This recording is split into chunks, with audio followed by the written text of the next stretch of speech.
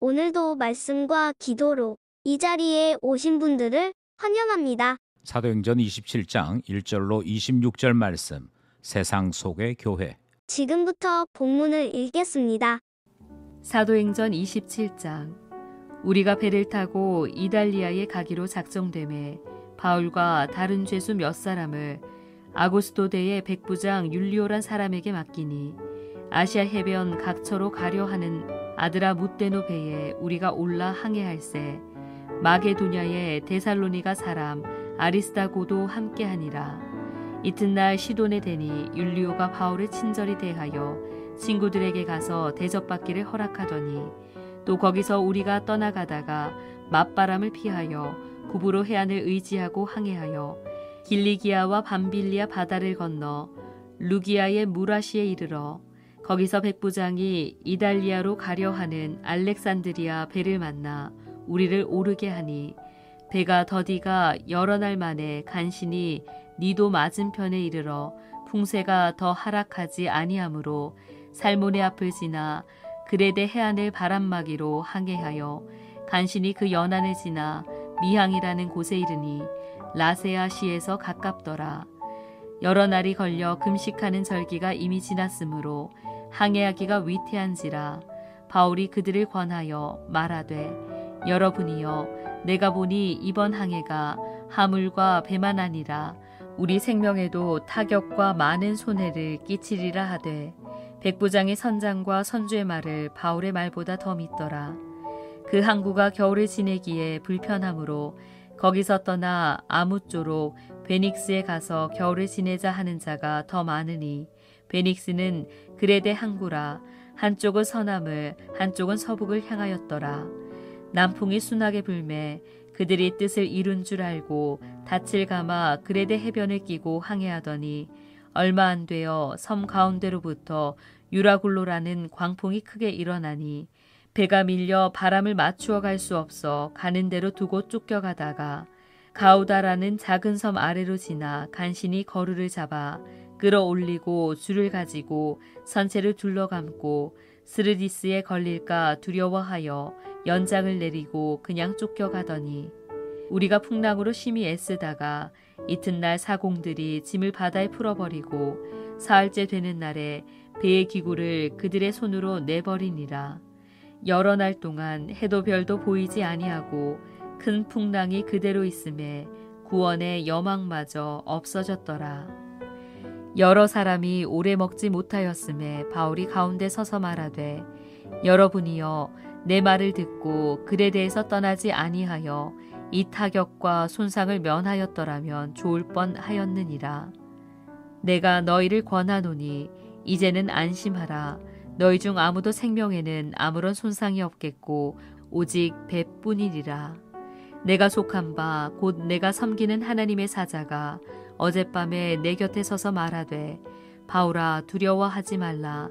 내가 가이사 앞에 서야겠고 또 하나님께서 너와 함께 항해하는 자를 다 내게 주셨다 하였으니 그러므로 여러분이여 안심하라.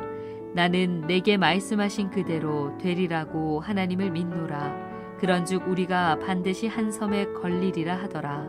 본문 전체 이해와 본문 해석입니다. 바울이 로마 황제에게 상소하였기에 바울은 로마로까지 가게 됩니다.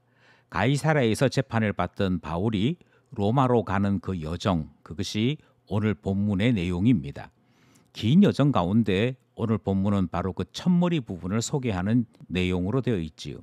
이 여정 속에서 세상의 추함을 우리는 발견하게 됩니다.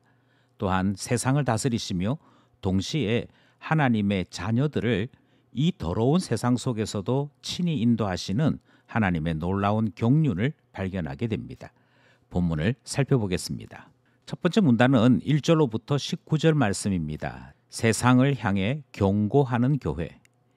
1절과 2절을 보시면 바울 호송을 맡은 백부장의 이름이 등장을 합니다. 율리오라고 소개하고 있지요.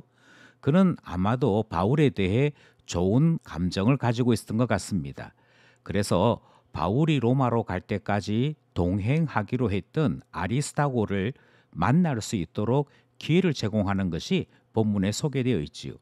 여기서 아리스다고는 바울과 굳이 동행할 필요가 없었습니다. 그럼에도 바울 혼자 보낼 수 없어서 아리스다고는 스스로 동행하기로 작심한 것을 우리가 본문을 통해 확인하게 되지요. 그러니 하나님께서는 바울을 홀로 보내지 아니하시고 율리오라고 하는 백부장과 아리스다고를 통해서 그의 모든 상황 속에 함께 하시는 것을 보여주고 설명하는 것입니다.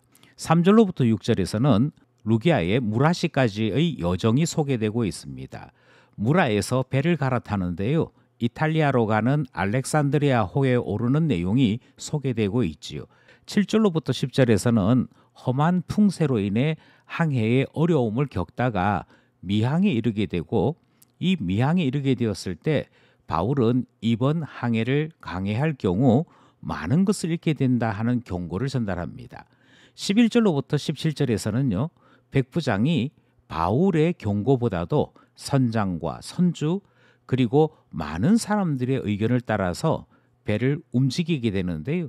결국 바울이 경고한 그대로 유라굴로를 만나 배가 태풍에 끌려다니는 고생이 본문에 소개되고 있습니다. 세상을 향해서 하나님의 경고를 전달하고 있는 바울의 모습이 기록된 첫 번째 문단 말씀입니다. 둘째 문단은 20절에서부터 26절입니다. 세상을 향해 위로하는 교회. 모든 것을 버렸음에도 이 큰 풍랑으로 구원의 소망이 보이지 않는 지경까지 이르렀습니다. 게다가 모든 사람들이 음식을 먹지 못해서 기진한 지경이지요. 이때 바울은 다시 모든 사람들에게 메시지를 전달합니다. 그 내용을 줄이면 내 말을 듣고 그레데에서 떠나지 않았더라면 이런 일이 없었을 것이다. 이렇게 먼저 이야기하죠.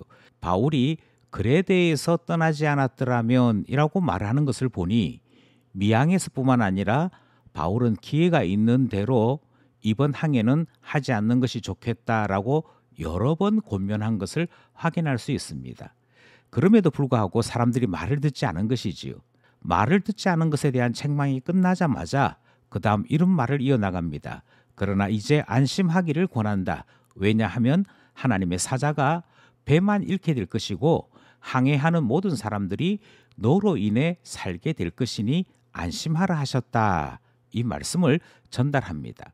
바울은 또 하나님께서 자기 자신에게 말씀하신 대로 될 것이라 이것을 믿는다라고 선언하고 있으며 결국 한 섬에 걸리게 될 것이라 전망하는 내용까지 본문이 소개하고 있지요. 절망의 순간에 하나님의 말씀으로 위로하는 내용, 그것이 소개되고 있는 둘째 문단 말씀 살펴보았습니다. 말씀을 따라 기도하며 결단해 봅시다. 첫 번째 기도 제목은 하나님께서 바울 곁에 백부장도 붙여주시고 아리스다고를 붙여주시는 것을 우리는 살펴보았습니다. 그래서 바울이 홀로 로마 가는 것이 아니고 하나님께서 함께 하심을 이와 같은 사람들을 통해 보여주시지요.